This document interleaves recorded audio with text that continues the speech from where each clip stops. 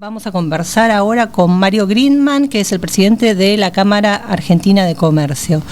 Hola, Mario, soy Anabela Quiroga, acá estamos con Karina Niebla. ¿Cómo te va? Buen día, ¿cómo están ustedes? Bien, bien. Acá estamos tratando de entender en qué punto estamos. ¿Arrancó el congelamiento? ¿Hubo cambios ya? ¿Se pueden ver cambios en las góndolas? ¿O todavía ustedes están negociando con el gobierno a ver qué va a pasar? La verdad que primero nosotros como Cámara no estamos negociando con el gobierno porque no participamos de estas negociaciones. Fueron negociaciones entre empresas y el gobierno, salvo Copal, que nuclea las alimenticias. Pero supongo que las empresas afectadas están tratando de adecuarse a las circunstancias, porque ya salió la resolución, y cuando sale una resolución es algo que nos gusta o no nos gusta, hay que cumplirlo y hay que poner la mayor voluntad para que esto salga adelante. Más allá de que uno pueda pensar de que si nunca funcionó, ¿por qué va a funcionar ahora? Pero ese es otro tema. Claro, bueno, ese es uno de los grandes temas de por qué ahora va a funcionar, pero también este congelamiento, digamos, tiene características diversas, porque uno puede ver con el listado de precios que hay productos donde el precio se retrotrajo, debería retrotraerse un 5 o 10%, y otros productos en el que la baja es del 70%. Por lo que ustedes saben de los contactos con los empresarios de la Cámara, ¿hay algún tipo de explicación detrás de esto? ¿Por qué el dulce de leche repostero lo bajan 70% y la leche fluida 5%? O sea, ¿les dieron algún detalle de eso?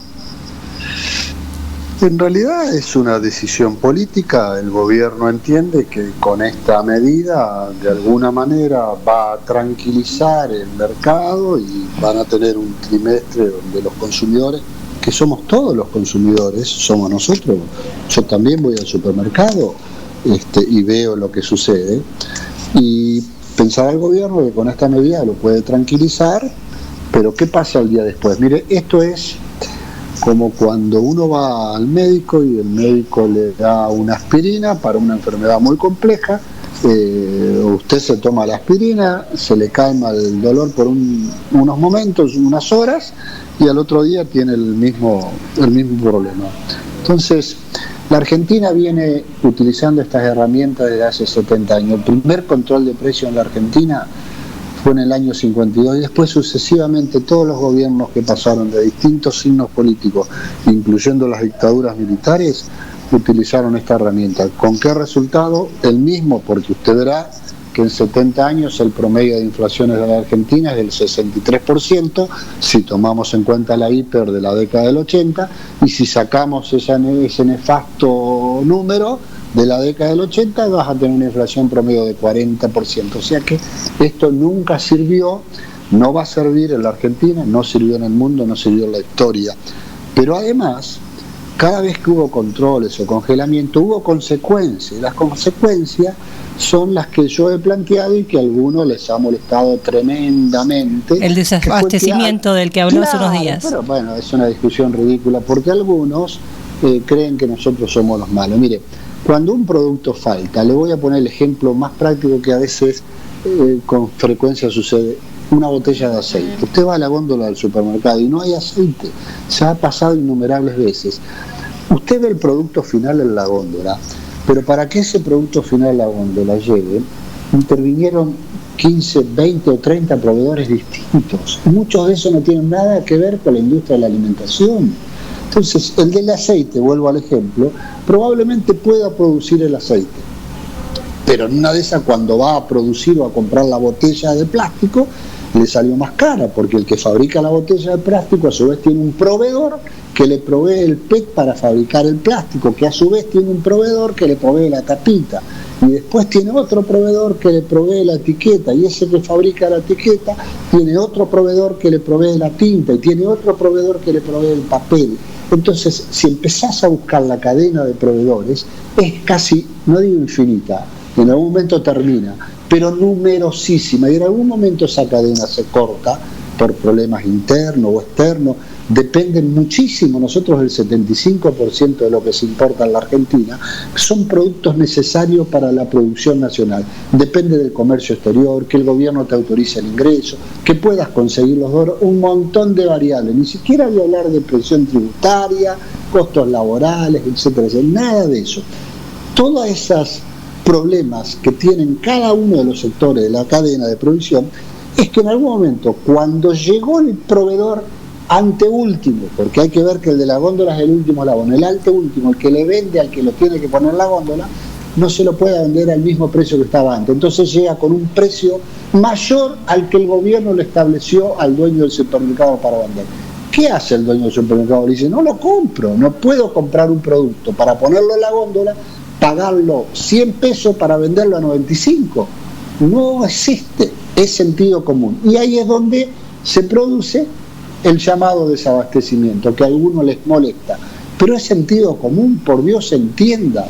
El problema es que la Argentina es un país tremendamente ideologizado, muy dogmático, y creen que los empresarios somos los malos de la película. Entiendan lo que es un empresario, no importa el tamaño. Podrá ser doña Rosa Niquitilipi, ella sola con 2 empleados, o don Eduardo con 30, 50 mil. Son emprendedores que desarrollan una actividad que en la Argentina se podría decir que ser empresario es una actividad de riesgo. Entonces desarrolla una actividad, crea empresa, invierte, arriesga, toma trabajo de calidad, porque el trabajo privado es de calidad, el trabajo del Estado, sea nacional, provincial, municipal, no es un trabajo de calidad porque lo paga el Estado con nuestros impuestos y nunca les alcanza. Y además, como son muchos de esos que tienen componentes políticos, generalmente se va incrementando cada vez la cantidad de empleados públicos. Claro. No estoy en contra del empleado público, lo que quiero es que hagamos una discusión racional.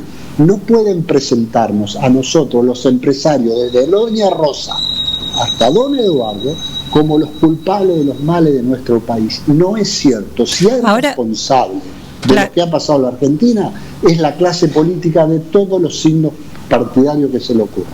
Pero en este caso central, bueno, que el gobierno está poniendo la mirada en la inflación a partir de lo que pasó con el índice de septiembre, que subió a 3,5, y el propio Feletti está diciendo que los datos de octubre son muy malos o vienen muy mal hasta ahora. Usted dice, bueno, sí, el gobierno hace 70 años que distintos gobiernos vienen apostando al control de precios, pero también es cierto que este gobierno en la primera parte del año había apostado a otras anclas para bajar los precios, que fue frenar la suba del dólar y congelar tarifas. Con ese método la inflación fue bajando más o menos, ¿no?, a los ponchazos entre el pico que dio en marzo y el 2,5 de agosto. ¿Qué fue lo que pasó ahí? O sea, ¿por qué si el dólar no se mueve y las tarifas no se mueven, de pronto esa tendencia que venía hacia abajo, de pronto se dio vuelta y empezaron a subir los precios de nuevo?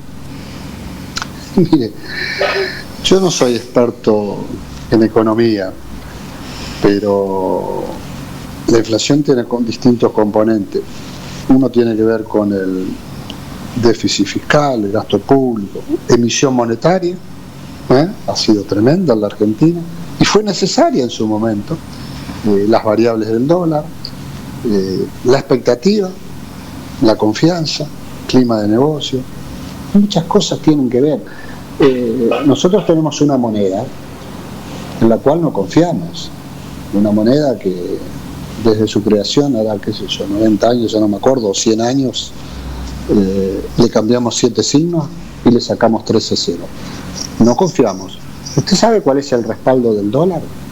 Ninguno. Nixon le sacó el respaldo que tenía en oro en la presidencia de Nixon. Hoy el respaldo del dólar es la confianza. Entonces nosotros no confiamos en nuestra moneda y atesoramos en dólares. Esa es la realidad. Cuando tengamos, todo se basa en base a la confianza. No confiamos en nuestros gobernantes de todos los colores políticos, porque nunca hicieron las cosas que había que hacer para solucionar los problemas de la Argentina. Pero respecto al tema ese de la confianza y la expectativa, que evidentemente influye mucho en la inflación, ¿usted cree que el resultado de las PASO también puede haber influido en que los precios se aceleraran nuevamente?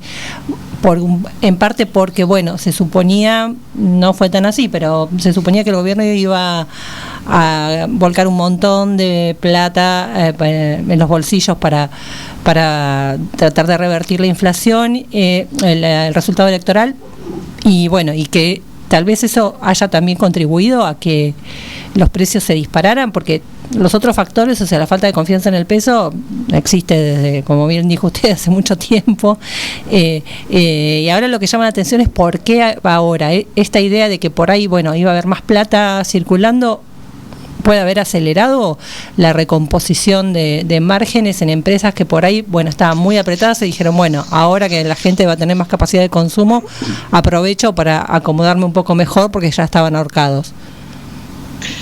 Sinceramente no lo sé, pero permítame la siguiente reflexión. La Cámara Argentina de Comercio representa al sector comercio y servicio, a un sector que explica el 65% del PBI y un poquito más del 67% de la mano de obra formal. Es el último eslabón. No somos formadores de precios, Quizás el gobierno, en lugar de meter a todos a la misma bolsa, quizás debería conversar con los primarios, que serán 20, 30 industrias, sentarse con tiempo, sin apuros, o sea, con el apuro lógico de solucionarlo, pero sin presiones, y sentarse y conversar y a ver por qué sucede lo que sucede. Pero cuando se quiere imponer algo, porque esto fue impuesto, no hubo negociación.